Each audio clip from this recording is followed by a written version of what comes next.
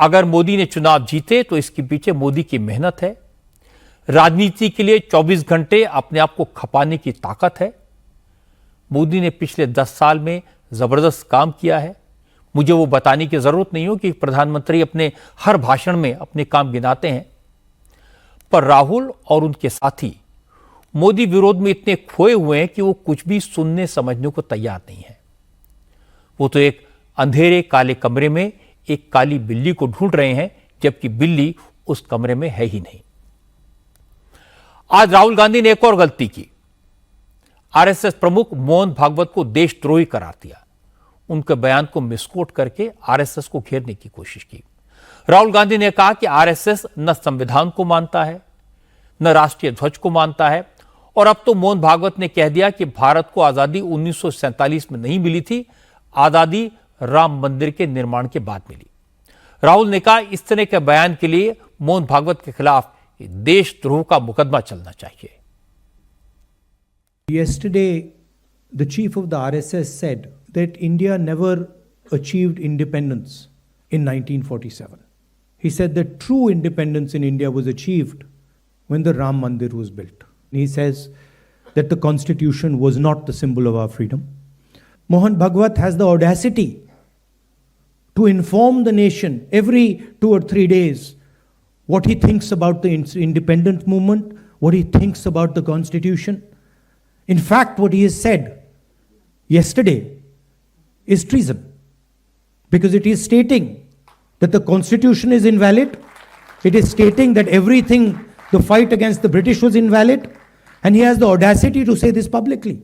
In any other country, he would be arrested and tried. That is the fact, right? To say that India did not get independence in 1947 is an insult to every single Indian person. And it's about time we stop listening to this nonsense that these people think they can just keep parroting out and shouting and screaming. Rahul Gandhi ने मोहन भागवत के खिलाफ देशद्रोह का case दर्ज करने की मांग की। का कोई और मुल्क होता तो मोहन भागवत के खिलाफ केस दर्ज हो जाता।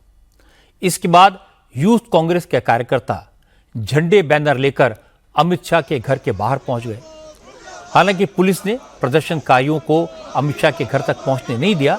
उससे पहले ही यूथ कांग्रेस के वर्कर्स को हिरासत में ले लिया, लेकिन कांग्रेस के नेताओं के बयानबाजी नहीं रुकी। गौरव गोगोई ने कहा पुलिस वाले भले ही मोहन भागवत के खिलाफ केस दर्ज न करें, लेकिन कांग्रेस मोहन भागवत के बयान को घर घर पहुंचाएगी।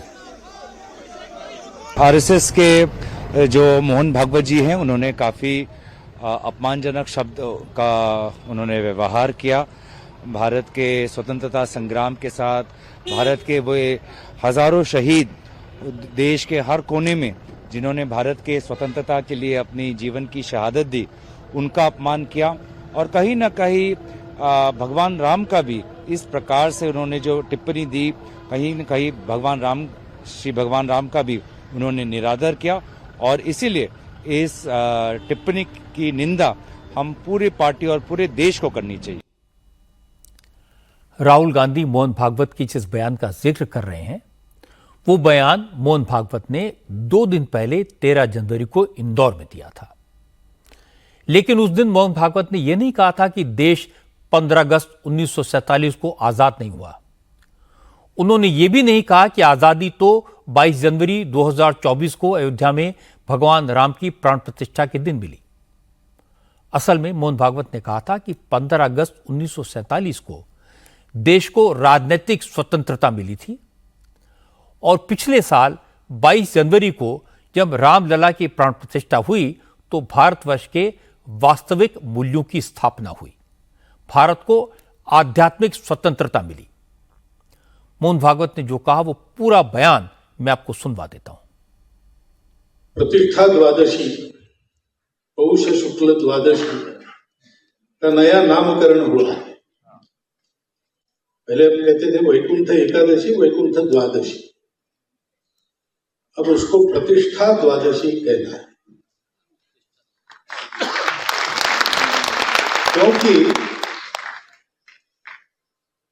अनेक शतकों से परचक्र झेलने वाले भारत के सच्चे स्वतंत्रता की प्रतिष्ठा उस दिन हो गई। स्वतंत्रता थी, प्रतिष्ठित नहीं हुई, क्योंकि भारत स्वतंत्र हुआ 15 अगस्त को, तो राजनीतिक स्वतंत्रता हमको मिल गई। हमारा भाग्य निर्धारण करना हमारे हाथ में आता। हम 47 में स्वतंत्र हुए, हमारे साथ इसराइल चला, हमारे साथ जापान ने चलना प्रारंभ किया, वो कहाँ के कहाँ पहुंच गए। हम पूरा समय लोगों के रोजी रोटी की ही चिंता करते रहे, समाजवाद वगैरह वगैरह सारी बातें करते, गरीबी हटाओ वगैरह सारे नारे देते, कुछ हुआ क्या? भारत की रोजी रोटी का भी रास्ता राम मंदिर के प्रवेश द्वार से जाता है, ये ध्यान रखो। ये जो पूरा आंदोलन था भारत के स्व के जागृति के लिए था। भारत फिर से भारत बनकर अपने पैरों पर खड़ा होकर दुनिया को दिग्दर्शित करे, इसलिए था। अयोध्या में जो 1000 वर्षों से कलहों की परंपरा चली थी वो समाप्त हो जाए और अयोध्या वास्तव में अयोध्या बने, इसलिए था। और वही होगा, वही हो रहा है। पिछले वर्ष प्रतिष्ठा हुई, वो तो हम सबने अनुभव किया। सारे देश का वातावरण, कोई कलह नहीं, कोई झगड़ा नहीं, और रामलला के जीवन के मूल्यों की, धर्म के मर्यादा की स्थापना की बात सब जगह की गई है, सब मंचों से की गई। आगे बढ़ना है। मोहन भागवत के जिस बयान का जिक्र राहुल गांधी कर रहे थे, वो बयान मैंने आपको पूरा का पूरा सुनवा दिया। अब दो बातें हो सकती हैं, या तो राहुल को राजनीतिक स्वतंत्रता और आध्यात्मिक आजादी में फर्क नहीं मालूम, या फिर वो जानबूझकर अनजान बन रहे हैं। मुझे दूसरी वाली बात सही लगती है। लेकिन राहुल गांधी द्वारा मोहन भागवत को देशद्रोही कहने पर किसी को आश्चर्य नहीं होना चाहिए। ये राहुल का पुराना एजेंडा है। कभी वो कहते हैं कि आरएसएस के लोग संविधान को खत्म करने में लगे हैं, कभी कहते हैं आरएसएस एक सीक्रेट सोसाइटी है। लेकिन इस बार राहुल गांधी इसलिए फंस गए क्योंकि उन्होंने मोहन भागवत की बात को मिसकोट किया। आधी बात बताकर राहुल गांधी ने यह इंप्रेशन दिया जैसे मोहन भागवत ने आजादी की एक नई डेट दे दी हो। मोहन भागवत ने जो कहा उसकी एक बैकग्राउंड है। अयोध्या में राम मंदिर का निर्माण होने में 500 साल लग गए। आरएसएस ने इसके लिए एक लंबी लड़ाई लड़ी। इसी कॉन्टेक्स्ट में मोहन भागवत ने भारत की आध्यात्मिक आजादी का जिक्र किया। पर राहुल गांधी तो राम मंदिर को एक पॉलिटिकल एजेंडा मानते हैं। वो प्राण प्रतिष्ठा के कार्यक्रम में इसलिए नहीं गए क्योंकि उसे बीजेपी का कार्यक्रम उन्होंने बताया था। ये उनके विचार हैं, इन विचारों को एक्सप्रेस करने का उन्हें पूरा अधिकार है। लेकिन मोहन भागवत जैसे देशभक्त की निष्ठा पर सवाल उठाना, उन्हें देशद्रोही कहना, यह गलत है। आरएसएस के विचार से आप असहमत हो सकते हैं, आप आरएसएस का विरोध कर सकते हैं, पर आरएसएस की देशभक्ति पर कोई सवाल नहीं उठाया जा सकता।